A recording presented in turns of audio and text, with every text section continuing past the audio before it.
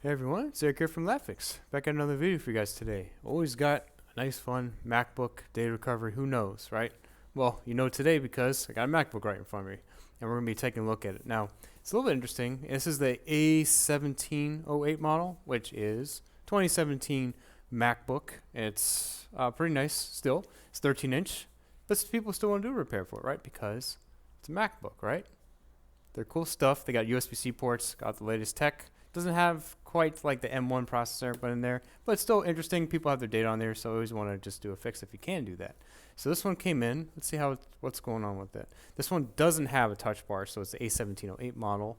Made lots of videos about this model, how it has lots of non-fun features inside there, such as what? Oh yeah, that's right. The SSD. If you've been following the channel, you've probably seen that we do have SSD problems. This one does have removable SSD, but there's two variants of those that do have a problem, and they were, I think, under recall for a little bit. Not anymore. Supposedly, it's more for like a firmware problem. If you want to go ahead and check out the video, I don't really want to go too much in detail about that because we want to talk about this one, right? But yeah, you can take a look at that. I'll probably link that in the video or even in the description. But this one, let's see. So we're getting our voltage here, right? And you hear that it is powering on. So it's getting about 20 volts and getting amps, but wait. Nothing's coming on the screen. That's not good, right? Oh, if you actually look very closely and carefully, you can see, even though it's so dark, but maybe that's a good thing if it's so dark because I can put a flashlight up to it. It's extremely difficult to show, but you can see that it's on because you see this caps light lot. So you see this caps light on? Usually mean that there is something going on there. And it's on, but there's no display. But the display is actually there. Very, very hard to show. But if you put a flashlight up to it, you might be able to see. If you guys look kind of where exactly that light flashing off is, it's there. And there's a little bit of an image there. So what is this telling you? Well, on the older models, right, there usually is a problem with the screen, or there can be a problem with a flex gate issue on them. As the laptop, as you open and close the laptop, the cable wasn't long enough. This one supposedly has a longer cable and it's supposed to be fixed on this model, so you don't see it as much, but it still can be a problem just by I can't really say wear and tear anymore, probably because that's typically still part of the whole entire issue there. But the cable did get a little bit longer, so it still does it. But it can also have a problem with it, especially if you get food or if you get debris or anything, or just use it over time. If you really struggle with it, that can be a problem, but in this case it's not. So we want to see something really interesting, right? So if it's not a screen issue, or if you try another screen, you're probably going to have the same problem because that's not the problem here. Now, for your LCDs, especially if you have a screen that's like, well, pretty much any type of LCD that you have here that's not really like an OLED, you have a display out, and then you have to have backlight powering that, because how LCDs work is they need a backlight to give you the light in the background, right? So an image versus having a light in the background are really two different things there. So you have to have a circuit that delivers power to the backlight, and you can't just have a regular circuit that has an image there. OLEDs work a little bit differently. They have it usually the pixels are self-illuminated there, so there's no actual backlight. That's why they're extremely thin. So if we take a look at it here, we are very familiar because we work on MacBooks a lot. We've done a lot of liquid spill repairs before, and we understand where the circuit is, right? So we see here, it's pretty obvious to tell because there's a little red dot. Red dot usually means liquid got there. And if we look closely, you see all those components there? This is actually on the backlight circuit, and there looks like there's liquid damage, right? I know it's really dark, but I'm going to go in the microscope just a little bit. But that's your clear indicator there. Otherwise, we'd have our flex cables over here on this side and this side. If we saw any type of tear or any type of damage, which is pretty rare if the laptop hasn't been opened or hasn't had physical damage to it, right? Especially if it went back all the way. We did actually make a video about that if you guys are interested, about how the cable kind of goes back all the way or the screen just kind of flaps over. That can give an issue.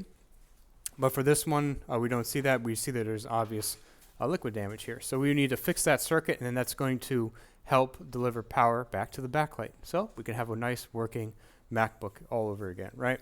So let's go ahead and we can do a fix for it. But first, let's take a look at it under a microscope a little bit better so you guys get a nice little view there. And we also see some extra damage as well. We just want to fix that up and go from there. Okay, so we see a little bit of liquid here. Corrosion doesn't look to be too bad. It's close to the speaker, but we want to get over here because this is the meat.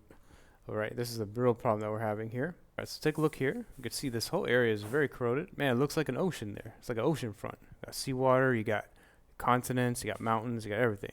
that's not really it. So why is this area important? Why is that the problem? Right, we know it's backlight area, but man, do you guys even believe me? I don't know if you guys do. So let's go ahead over a board view here, which is pretty much like a map of the board, right?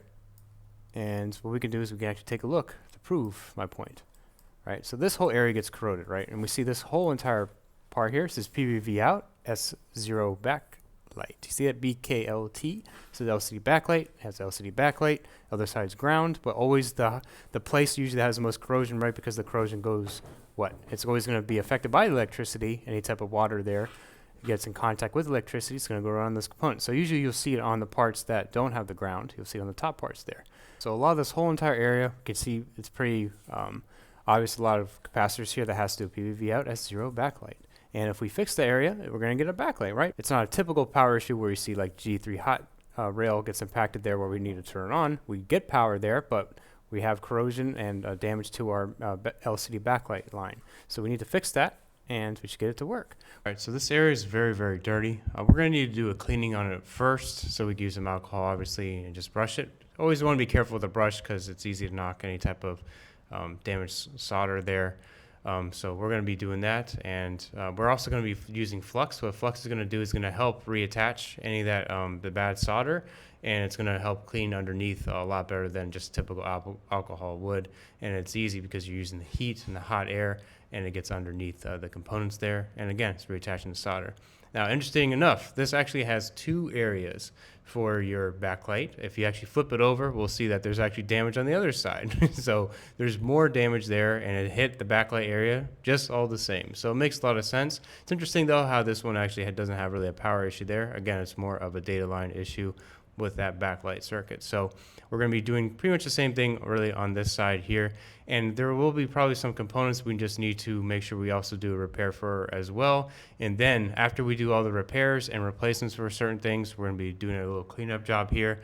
And what we're going to need to be doing is we need to figure out the problem with the circuit, right? Just because there's a little bit of black on some of the sides, it doesn't mean they're completely damaged and need to be replaced. But what we need to do is we need to find the short that's going on here, because when you have all this type of damage, you're going to have a problem on the circuit there. And if everything looks to be damaged, it doesn't necessarily mean things are damaged, but you're going to have short all across there. So what we need to do is, and this is going to be pretty interesting, we need to test each one of these capacitors here, because we can see that there is a short along the circuit. And by doing each individual one, just because we touch one up, it doesn't necessarily mean that all of them are bad. It just means the circuit's bad. So we need to go ahead and touch them all up. So let's go ahead and see.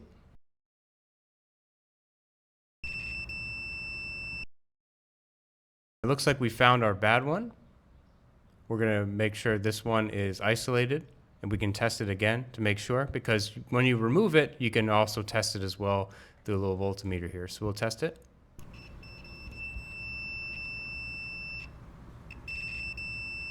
And we can see that's the bad one. So we'll go ahead, replace that, and it's pretty much an epic type of repair because we have to test all these ones here. There's some on both sides. So we'll just fix them all up there. We'll replace everything, and then we should be all good to go. And then we'll go ahead and test it. So you can see it can always be a lot of work, because doing individual tests for this, then you have to resolder it back, and then you have to get the replacement for it. It can be a lot of work. So we'll finish up testing it, and then we should see if it's going to go ahead and work. Let's go ahead. Test it out. Plug it in. Great. Get the backlight. Looks to be pretty good. Looks like the repair worked. Okay, so we did the repair. Looks to be good. You can see always got lots of stuff going on here, especially back. I'm sorry if it's a little bit cluttered and busy. Just been extremely busy at this point, but I hope you guys enjoyed watching this video. If you did, please leave a like. It really does help us a lot. Subscribe for more content. I got lots of MacBook repairs if you're interested in that. Lots more in-depth ones just like this one as well.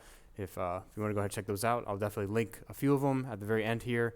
And yeah, otherwise we'll see you guys in the next video. Thanks a lot for watching, guys. Take care. Bye.